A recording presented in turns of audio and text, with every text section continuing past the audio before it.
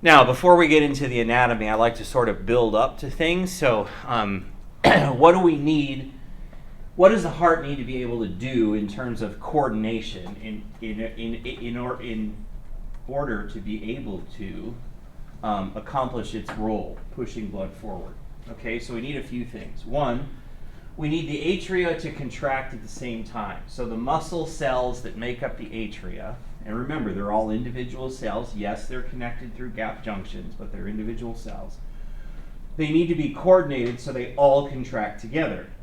Otherwise, you'd have some parts of the atria contracting while other parts are relaxing. That's never going to work. That's not going to make the chamber smaller. Okay, so we need to have that. Similarly, in the ventricles, we need all the muscle cells of the ventricles to contract at about the same time for the same reason. So we can make the chamber smaller and push blood out under force. Okay, so we have to coordinate the contraction. Now, comparing atria to ventricles, we need the atria to contract a little bit before the ventricles contract, right? Because we want to empty the atria as much as possible before the ventricles contract and push blood out. So we need that as well. In other words, we need a delay. We need a delay between top and bottom. And then finally, we could do all of this with the nervous system, but we don't want that, right? We want the heart to be able to contract frequently and in a regular rhythm without nervous system stimulation to do so. But we want a system that will do it without the brain. Okay, that's safer. Without cardiac contraction, life is ending, right? So we don't want to depend upon the brain for that stimulus. We want it to be automatic. Okay, so the system we have that accomplishes all of those goals is what we call the conducting system. Now, you will see lots of pictures like this in your learning adventure. The thing you have to understand about the conducting system is these cells, these pathways, they are not anatomically obvious.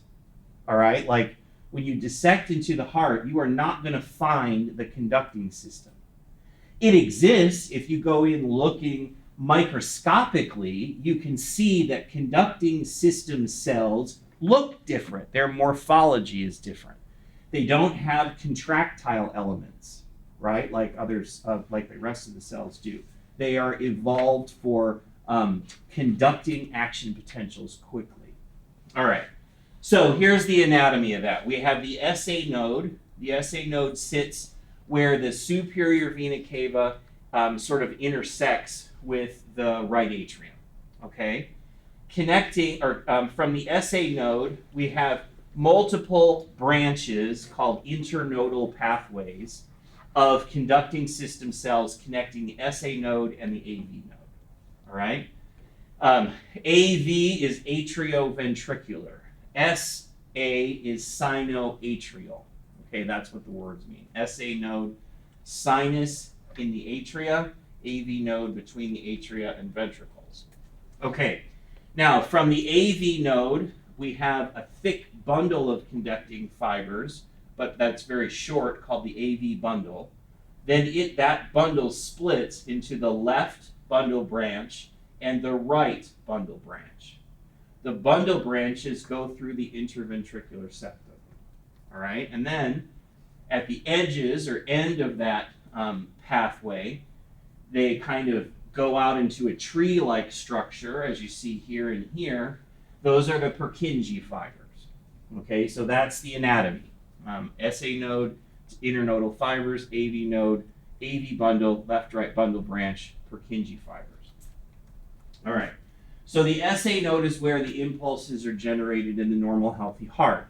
Now the reason for that is because the cells of the SA node are the fastest to auto-depolarize.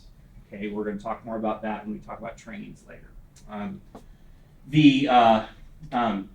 In terms of anatomy, just like you won't find the conducting system, you won't find the SA node either.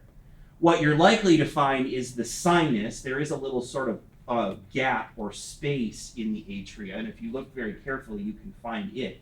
But it doesn't look any different than the rest of the heart muscle. So it's one of those, you know it's there, it's functionally true, but it's only microscopically that you'll see an anatomy difference. All of the conducting system cells self-excite. In other words, they depolarize automatically. But the rate at which they do that goes down from SA node to, or I'm sorry, the rate goes, I'm just going to change the way I'm talking about.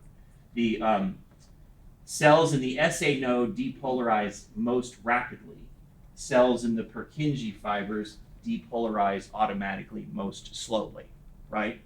Slow ticks, fast ticks. Okay. The resting membrane potential of conducting system cells is substantially higher than the ventricular muscle fibers that surround them. So conducting system cells have a resting membrane potential of minus 55 to minus 60 compared to much lower values for the ventricular muscle cells, as we'll see in a picture here in a minute. Why? Why is the membrane potential different? It turns out that the environment around the SA node is unique. It has a much higher sodium concentration than is typical in the body, and the cells in this area are extra leaky to sodium as well. So both of those things tend to push the membrane potential up towards depolarization. One way to think about it, for those of you who like to think in terms of action potential, is the SA node lives a lot closer to its threshold all the time than the other cells do. So that means it's the first to fire because it's closest to its threshold. We'll talk about that in a number of different ways in the next few days, or the next few talks. All right. So the high membrane potential also means that the action potential shape of conducting system cells looks a little different. There isn't a plateau phase, and I'll show you a picture of that in a minute, but the reason there's not is because the tendency for a higher membrane potential, it means that the fast sodium channels, the inactivation gates, are closed, so it's blocked. We get less sodium flow, so we get less of an upstroke, as I'll show you in a minute. But what we see then is more calcium channels that are responsive. All right, now putting it into motion, the SA node depolarizes. Okay, that depolarization is then shuttled across both atria through the internodal fibers. So what we see as purple here is depolarization of the actual muscle tissue itself. Okay, remember the conducting system, its whole job is to cause depolarization of the contractile cells. So we get depolarization, action potential stimulus, and then we get contraction. Remember, always depolarization first, then contraction, right? Cells have to they have to be activated. Okay, so then while the signal is being delayed in the AV node, okay, the atria are actually contracting. So we get about 100 milliseconds for the atria to contract before before the signal to depolarize comes out of the AV node and enters the AV bundle. Okay, from there, the signal will travel through the left and right bundle branches and the moderator band. Okay, you're going to find the moderator band in your cadaver hearts. This is basically just a little column of tissue that happens to have a small little bit of the conducting system in it. It's not everybody has one. It's not really important. There are some pathologies that can be associated with it, but left and right bundle branch and then the moderator band kind of sits next to those two. Okay, so from there, from left and right, we go into the Purkinje fibers that causes depolarization then of the ventricular muscle cells.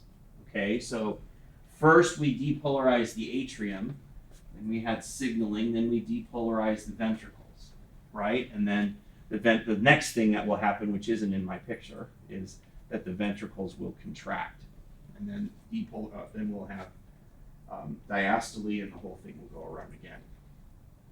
Okay, so what we see as the EKG which we'll probably start talking about today and finish next week. The EKG is not sensitive enough to pick up the conducting system alone. Okay, so what the EKG picks up are the big waves of purple. So the atrial depolarization and the ventricular depolarization, and then the repolarization that follows. Okay, we'll talk more about that when we get to EKG, but it relates to this picture.